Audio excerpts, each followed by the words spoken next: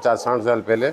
उस वक्त हमारे वाली साहब ने, बाबू भाई चूड़ीकर ने उस एक्साइज ड्यूटी को हटवाया, बहुत जिद्दोजहद करके हटवाया, और आज तक इस चूड़ी में कोई टैक्स या कोई वेट या कोई एक्साइज कुछ भी नहीं है ना।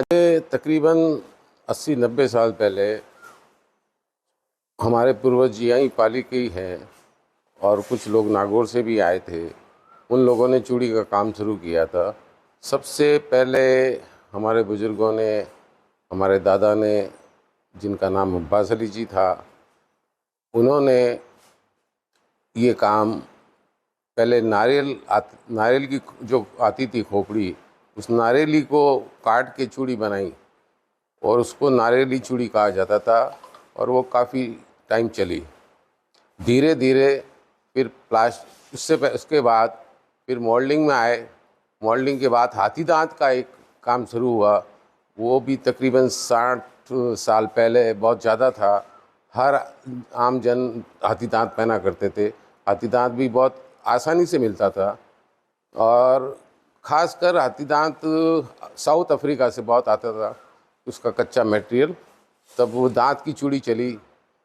फिर धीरे धीरे धीरे प्लास्टिक का दौर आया, तो प्लास्टिक का काम हुआ जिसके चूड़े बनते थे।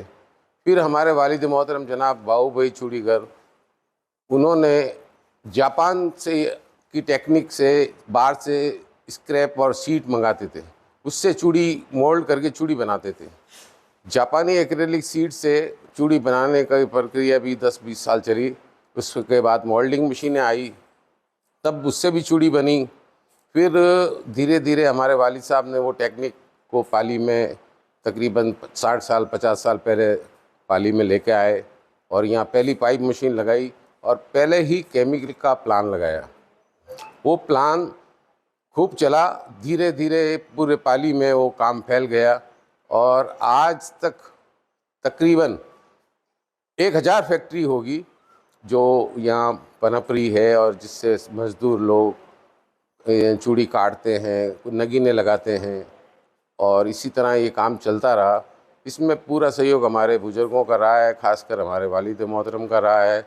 उन्होंने इस काम के लिए बहुत मेहनत की, और लोगों ने इस काम को बहुत खूबी से आज तक काम कर रहे हैं, और अच्छा काम चल रहा है पाली में, और पाली का नाम रोशन हुआ है। तो इसमें महिलाओं को और पुरुषों को, युवाओं को अच्छा रोजगार मिला है, इसके बारे में क्या कहना सर आपको? महिलाओं को देखो, घर में कामकाज के बाद फ्री रहती है, तो उनको चूड़ी घर पे ले जाके वो उस पे स्टोन लगाती है, नगीने लगाती है, जिनसे उनको अच्छी मजदूरी होती है। बहन बेटी हैं वहाँ आराम से घर बैठ के ठंडे में खूब काम करके अच्छा पैसा कमाती है, और रोज़गार मिल जाता है। तकरीबन मेरे ख्याल से पाली के अराउंडिंग कोई 20-25 गांव में ये माल जाता है, जो 30 किलोमीटर 20 किलोमीटर तक है। कच्चा माल जाता है और फिनिश होके नगीने लग के आता है, जिससे उनको रोज़गार मिलता है, युवाओं को और महिलाओं को। सर इसमें क्या सरकार इस संबंधित जितने सारे व्यापारी हैं, व्यापारियों के लिए कुछ सहायता वगैरह?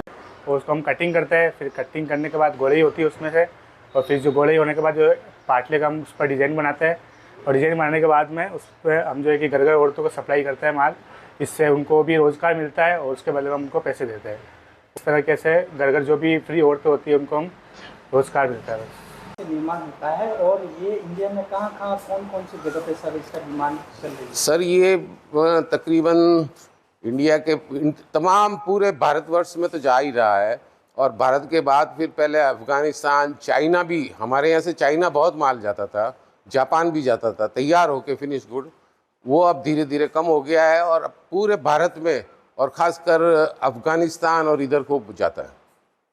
स्क्रैप मंगवाते हैं पहले, जैसे दिल्ली या बॉम्बे से, राजस्थान में पाली में स्क्रैप आता है। उस स्क्रैप से हम केमिकल बनाते हैं। सबसे पहले केमिकल का एक प्रोसेस है, वो प्रोसेस करके केमिकल प्राप्त करते हैं। केमिकल से हम फिर उसको पाइप मशीनों में पाइप बनाते हैं। पाइप मशीन का भी एक प्रोसेस है जो आपने देखा वीडियो में। पाइप बनने के बाद तैयार पाइप को हम कटिंग की मशीनों पर लाते हैं। कटिंग करने के बाद में उसमें जैसी साइज़ चाहिए होती है डिज़ाइन में अनुसार वैसी साइज़ की कटिंग कर लेते हैं। कटिंग करने के बाद में हम उसकी डिज़ाइनिंग करते हैं, जो कंप्यूटर CNC मशीनों से भी होती है और हाथों से भी होती है। हैंडवर्क का भी बहुत योगदान है इसमें। उसके बाद में हम इसको लेडीज़ वगैरह घरों में जो छोटे छोटे लेवल पे लुगाएं नगीने वगैरह लगाती है उनको देते हैं। तो उससे कई हजारों पाली के परिवारों के आमदनी का जरिया बना हुआ है ये धंधा। और उन औरतों से वापस लेने के बाद में हम उस पर एक फिनिशिंग टच देते हैं, फिर पैकिंग करते हैं। पैकिंग करके हिंदुस्तान के काफ़ी बड़े शहरों में जैसे गंगानगर है, राजस्थान की बहुत अच्छी मंडी है, बहुत बड़ा काम है वहाँ पे। इसके अलावा कलकत्ता में जाता है, फिरोजाबाद जाता है, और ऑल ओवर हिंदुस्तान में सप्लाई करते हैं। आगे से पार्टी से माल आता है, फिर हम लगाते हैं यहाँ पे, फिर हमें चूड़ी लगा के इसमें मिल जाते हैं, हमें 10-12 हज़ार रुपये महीने के मिल जाते हैं हमें। तो इसको आप जिस प्रकार से ये चूड़ी बना रहे हो, ये काम कर रहे हो, तो इसमें आपका आसानी से काम पैसे मिल जाते हैं? हाँ जी सर, आसानी हो जाता है। तो एक दिन में आप कितनी चूड़ियाँ बना देते हैं? एक दिन में हम लगा लेते हैं 3 से 4 हज़ार चूड़ी। तो इसमें आपको ज़्यादा समय, कम समय में काम हो जाता है? हाँ जी सर, बिल्कुल नॉर्मल। तो इसको आपको पेमेंट कैसे मिलता है आपको? पेमेंट आता है महीने के हिसाब से आता है हमारे। इससे आपका किस प्रकार से महीने के करीबन कितने रुपए कमा लेते हैं? हो जाता है 12 हज़ार तक तो समझ लो मिनिमम हो जाते हैं हमारे। मतलब आप इससे आपको काफ़ी अच्छा आपका घर का हाँ, काम बेनिफिट मिल जाता है हमें बच्चा यहाँ पे। 7 बजे घर का काम कर लेते, 3 घंटे काम घर का कर लेते, 10 बजे फ्री हो जाते हैं। 10 बजे के बाद लेने बनाते हैं, फिर मसाला लगाते हैं, फिर है ना चूड़ी लगाते हैं। 5 बजे तक हम फ्री होते हैं। तो एक दिन में कितनी चूड़ियाँ बन जाती हैं? एक दिन में लगाते हैं 1200-1500 चूड़ी लगा देते हैं। फिर ये पूरे आप किस प्रकार से, क्या मेहनताना मिलता है आपको? महीने का कितना क्या हो जाता है? महीने का हमको 9-10 हज़ार रुपये मिल जाते हैं।